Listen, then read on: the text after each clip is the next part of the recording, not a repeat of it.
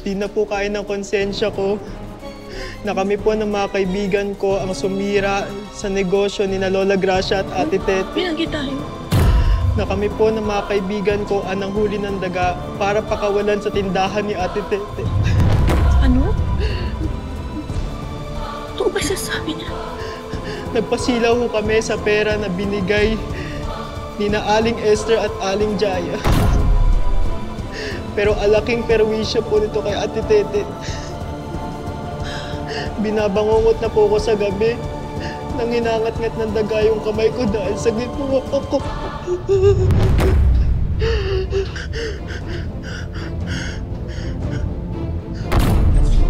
Lola Gracia, Ate Tete, Kuya Badong.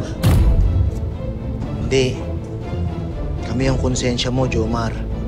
Oh! Totoo ba yung mga inihiling mo? Alam mo, talagang sinadya ni Lord na magtagpo tayo dito. Totoo po lahat na narinig niyo. Sabi ko na nga ba eh. Ko, Sinasabi ko na nga ba, hindi yung mga dagang yun ng peste, kundi yung magkapatid na Esther tsaka yung Jaya na yun. oo nga. Nak, umanta sa akin ang dalawang yun. Sumusobra na sila. Ay, sorry Lord, galit lang po ako. Patawarin niyo ako.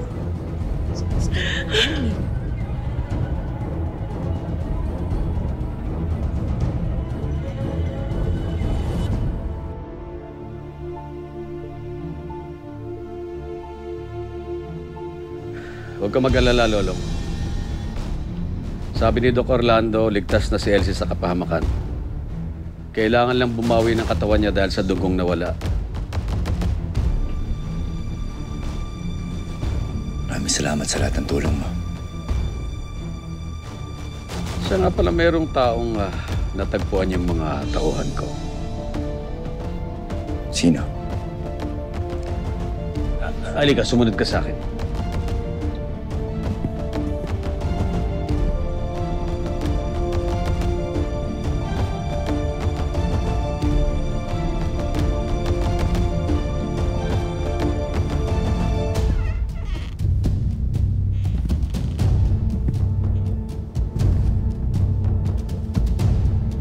Natagpuan siya ng mga tauhan ko, humahangos.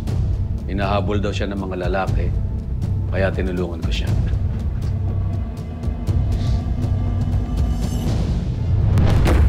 Lolo? Aya? Lolo?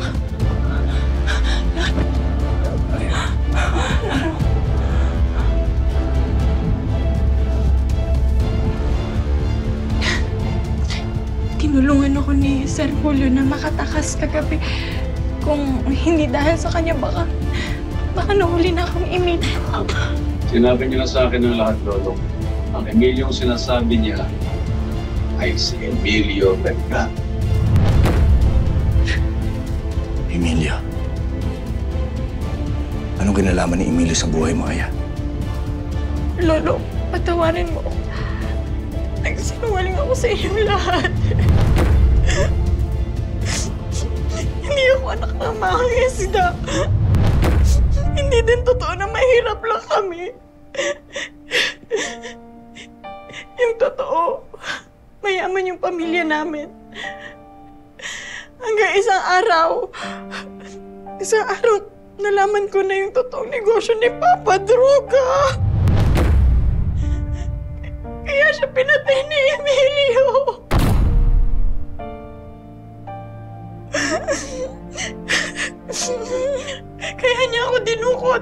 Kaya niya ako dinukot para gawing asawa. Pero nakatakas ako. Nakatakas ako at napunta ako sa punduhan. Sinungaling ako kasi nagtatago.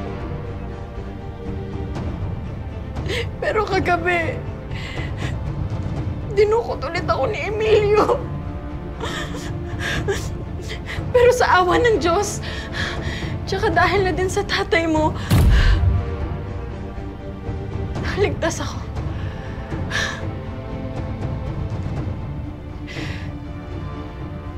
Kaya, huwag ka mag-alala. Naiintindihan kita.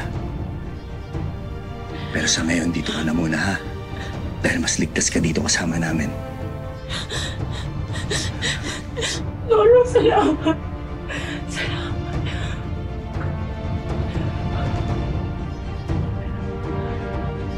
Yan, ate. Sigurado ngayon hindi na aasenso yung si Tete tsaka yung Tandang Grasya na yan. Kasi napasara na natin yung karinderian nila sa barangay.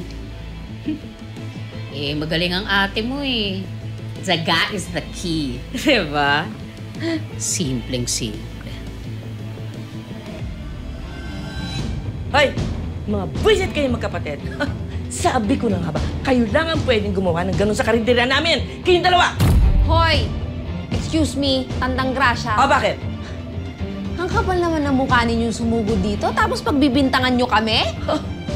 Umamin na si Jomar na kayo ang nanuhol sa kanya at sa mga kaibigan niya para manabotahin ang karinderya namin. At daga pa talaga gagamitin nyo? Ha? Kadiri, ha?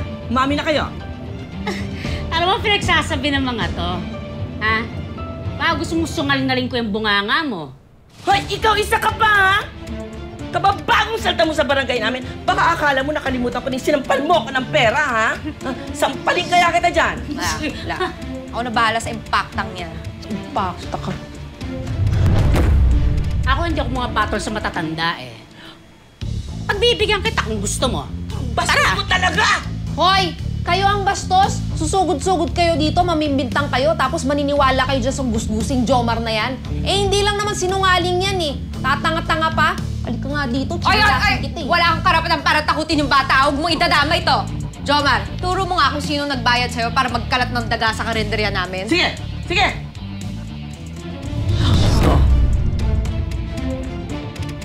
Ano? Tignan mo, yung kapatid mo naggaling impyerno. Ah, abroad pala. Kaso, hindi maiwan-iwan ang ugaling squatter. Akala ko pa naman, pag nag-abroad at gumanda ang buhay, gaganda din ang ugali. Eh, hindi eh. Lalong pumapangit. Hindi ko gusto ang tabas sa mga dila nyo. Bakit? Kasalanan ko ba na maganda ako? Maganda ka? Kasalanan ko ba na mayaman ako? O hindi ka tulad nyo, buong buhay nyo, dukha. Hindi kami dukha. Dukha kaya kayo? Pwede ba? Tumigil nga kayo sa paninisi ninyo sa amin. Eh kung sadyang madumi talaga dun sa inyo, kaya kayo dinadaga. Hindi kami madukha. Hindi kami dukha. Papatulang kita! Teka, ate, uwi mo na si Lola. La, ako na bahala dito. Lola, tara na. Sige, ate, bilis. Hindi na, La. Ako na bahala. Gusto mo, halika na! Ay! Di niyo ako tinitigilan, ah. Dahil salot ka sa buhay namin. Ah! Ugali mo rin.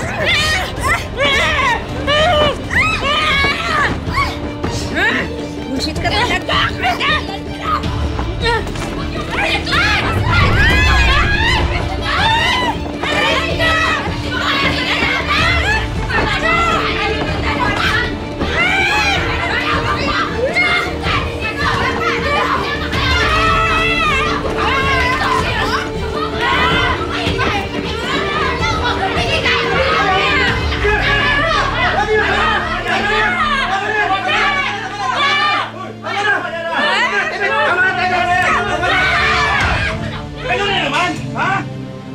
Tigil yung dalakan nyo, ha?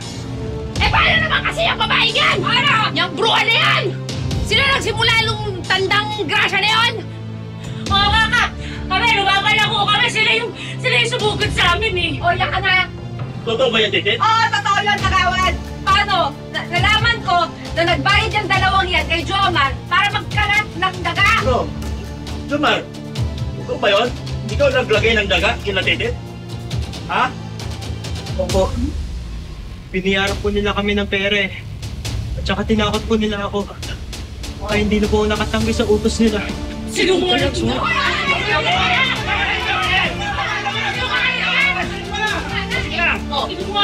Dapat yung dalawang magkapatid na yan. Dali na sa barangay. Puro-purhiso ginagawa nyo rito. Puro-purhiso ginagawa nyo rito eh. Teka lang. Fresh pa rin, Mars.